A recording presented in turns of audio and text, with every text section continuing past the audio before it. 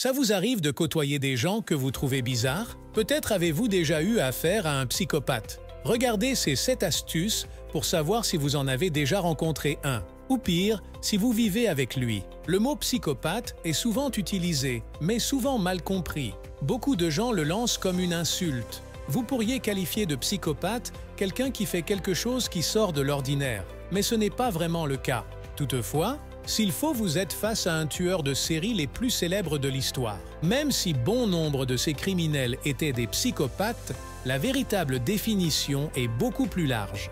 La psychopathie peut prendre différentes formes et peut même se déguiser en d'autres troubles mentaux. Il y a encore pas mal de débats au sein de la communauté scientifique sur la manière exacte de définir un psychopathe, mais les psychologues se sont mis d'accord sur une description vague. Les psychopathes ont du mal à ressentir de l'empathie ou des remords. Ils nouent souvent de profonds attachements émotionnels envers certaines personnes ou certaines idées, ce qui conduit à un comportement imprudent et dangereux.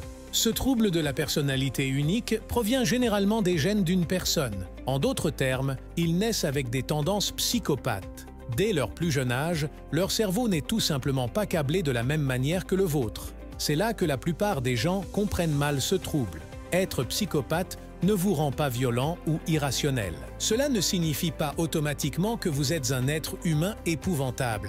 De nombreuses personnes atteintes de psychopathie mènent une vie normale. Ils ont un travail régulier, vont au supermarché et font du sport. Oui, ils pensent différemment, mais être psychopathe ne fait pas de vous un tueur ou un criminel. Il existe cependant des facteurs de risque qui augmentent la probabilité de violence. Le plus courant est lié à l'environnement dans lequel vous grandissez. De nombreux tueurs en série sont prédisposés à la psychopathie, mais c'est en réalité le traumatisme de leur enfance qui les a déclenchés. Les psychopathes partagent souvent un talent supplémentaire qui rend leur recherche extrêmement difficile. Cela n'est pas vrai pour toutes les personnes atteintes de psychopathie. Alors pour l'instant, concentrons-nous sur les psychopathes violents et manipulateurs. Ils ont tendance à être d'incroyables menteurs. Ils trompent constamment les autres parce qu'ils ne se sentent pas mal à ce sujet. Il n'y a aucune empathie pour les garder sous contrôle. Et l'idée de culpabilité n'a pas vraiment de sens pour eux. Ils peuvent même tromper leurs amis et leur famille en leur faisant croire qu'il n'y a rien de mal. On pourrait penser qu'ils sont gentils et inoffensifs jusqu'au moment où tout s'effondre. Peut-être que votre meilleur ami vous trahit car il est un réel psychopathe. Vous remettez en question tous les moments que vous avez vécus ensemble et vous vous demandez comment vous avez pu être si aveugle. Pour vous assurer de ne pas vous faire malmener par les personnes en qui vous avez confiance, voici 7 signes indiquant que vous avez affaire à un psychopathe. Numéro 1. Un égoïsme surdimensionné. L'un des signes les plus reconnaissables d'un psychopathe est son égoïsme constant. À leurs yeux, personne au monde ne pourra jamais être leur égal car ils sont les meilleurs dans tout ce qu'ils font. Ils sont certains à 100% qu'ils ne pourront jamais être remplacés. Cette exagération vient de la façon dont les psychopathes perçoivent le monde qui les entoure. Ils pensent que les gens les vénèrent et si quelqu'un dit le contraire, il ment. Pour un psychopathe, il ne fait rien de différent des autres, mais il le fait simplement mieux. Par exemple, les psychopathes pensent que les règles ne sont là que pour les personnes qui ne sont pas assez intelligentes pour les enfreindre et ne pas se faire prendre. C'est l'une des principales raisons pour lesquelles tant de psychopathes se livrent à des crimes violents. Lorsqu'ils veulent quelque chose, les opinions ou les règles des autres ne peuvent l'emporter sur les leurs. C'est souvent ainsi que les psychopathes évitent d'assumer la responsabilité de leurs actes. Ils ne pensent pas que ce soit de leur faute et s'ils agissent dans votre dos et que vous posiez des questions, ils vous reprocheront de ne pas leur faire confiance. L'égoïsme et le manque de responsabilité sont une combinaison dangereuse, alors ne laissez pas ces 2 traits psychopathiques passer inaperçus. Numéro 2. Un comportement incontrôlable.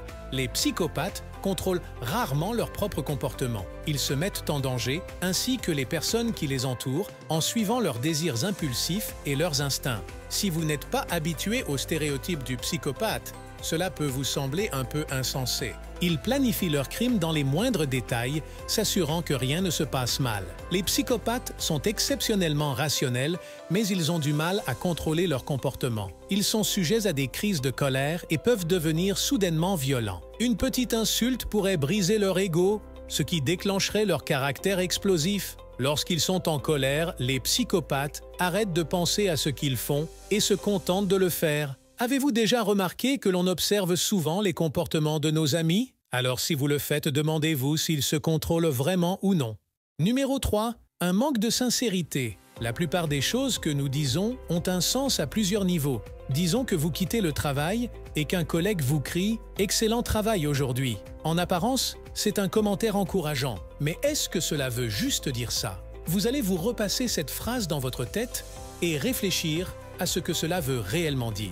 Vous analysez la façon dont quelqu'un formule sa phrase ou met l'accent sur différentes syllabes. Vous faites attention aux sentiments qui se cachent derrière les mots, pas seulement aux mots. La plupart des psychopathes ont du mal à mettre une véritable émotion dans ce qu'ils disent.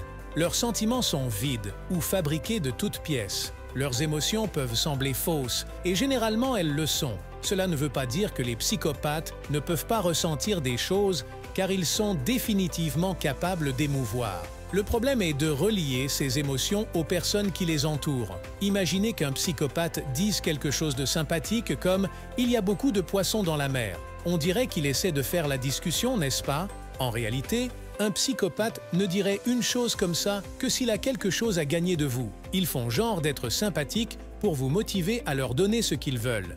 Même si leurs mots sonnent de la même manière, le lien émotionnel n'est pas là. Mais alors d'où ça vient? Un groupe de chercheurs a découvert que les personnes diagnostiquées avec une psychopathie manquent également de métaphores et d'idées abstraites. S'il y a une signification émotionnelle plus profonde derrière quelque chose, elle passera probablement au-dessus d'eux. Ce n'est pas parce qu'ils sont stupides. Oh que non! De nombreux psychopathes sont incroyablement intelligents. Ils se spécialisent simplement dans la logique et la raison.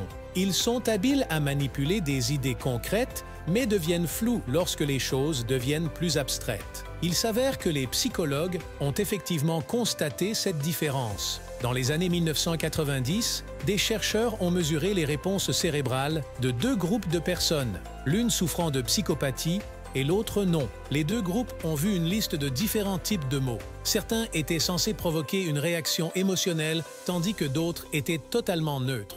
Effectivement, le groupe non psychopathe a davantage réagi aux mots émotionnels qu'aux mots neutres. En revanche, le groupe souffrant de psychopathie n'a montré aucune différence dans l'activité cérébrale.